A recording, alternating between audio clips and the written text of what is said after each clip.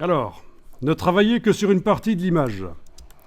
Mais oui, si vous prenez l'outil rectangle de sélection ou les autres outils, enfin, pas ceci parce que c'est particulier, c'est quand on fait du web, mais l'outil rectangle de sélection et l'outil ellipse de sélection, quand vous prenez l'un ou l'autre, vous allez pouvoir sélectionner une partie de l'image. En cliquant et en glissant, voilà, ça fait une sélection. Et donc, si vous prenez l'outil dégradé et que vous tracez un dégradé dedans, il ne se met que à l'intérieur de la sélection, c'est logique. Testez ça et puis on va plus loin, vous allez voir que ça va devenir intéressant au niveau créatif après. Donc les pixels ici du dégradé rouge, rose que j'ai tracé, ils remplacent les pixels qui étaient là auparavant. Ok. Alors au passage, si on double-clique sur le nom d'une palette, ça la rétracte. Donc c'est complémentaire à la double flèche, voilà. Ok, ça c'est fait. Alors avec l'outil de sélection, celui-là ou l'autre, peu importe, si on positionne le pointeur au-dessus de la sélection, on peut la bouger et aller refaire un dégradé ailleurs dans cette forme. Mais je vais faire édition annulée, CTRL Z. Elle revient en place, la sélection. D'accord? Vous avez vu, j'ai d'abord fait ça. Avec un outil de sélection, on arrive à déplacer la sélection. Mais je fais CTRL Z.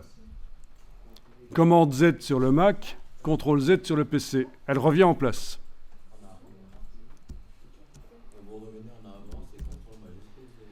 Exactement, CTRL majuscule Z pour rétablir. Voilà, en effet.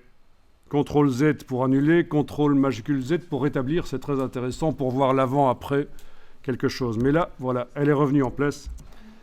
Alors, regardez ce qui se passe ici. Je déplace, mais ça se déplace parfaitement. C'est ça, c'est la touche Shift. Tu comprends tout, en fait.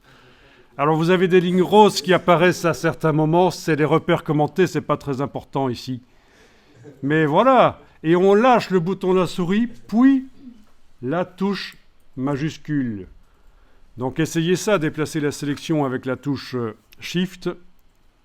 Et vous voyez que elle se déplace parfaitement à l'horizontale. Alors on peut aussi ajouter des sélections à la sélection existante. Avec Shift, si on va, donc avec ça, avec Shift, il y a un petit signe plus qui apparaît. Si on trace, ça ajoute à la sélection. Voilà. On peut aussi ajouter en touchant, évidemment. Ça, c'est pas un problème. C'est la touche Shift pour ajouter des zones de sélection sur l'image. La touche majuscule. Et ça se voit, avant de tracer, on a le petit signe plus qui apparaît. Et à l'inverse, si j'utilise la touche Alt va permettre d'enlever. Ah oui, et puis tu as trouvé l'autre chose dont je n'ai pas encore parlé. Pour faire une sélection parfaitement carrée, pendant qu'on enfonce pendant qu'on trace, oui, ça c'est pas si évident. Ok, à un certain moment ça devient un peu embrouillé, on va cliquer simplement n'importe où et ça va désélectionner. D'accord? Donc oui, ce que vous pourriez tester aussi, c'est faire ceci, une sélection, et puis ajouter une autre sélection en enfonçant la touche Shift. Regardez, c'est pas évident. Je lâche la touche Shift pendant que je suis en train de la faire. Je réenfonce la touche Shift. Ça fait une sélection carrée. Je lâche le bouton de la souris. Elle est parfaitement carrée. Et c'est la même chose pour les autres types de sélection ici. ellipse. Avec la touche Shift, j'ajoute une ellipse. Si je veux que ce soit un cercle parfait, je lâche la touche Shift, je la réenfonce.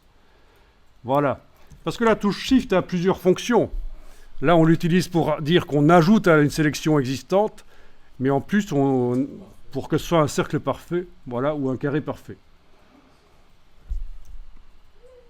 Et bien sûr, on peut faire un dégradé dans toutes ces sélections d'un coup. Ce n'est pas un problème.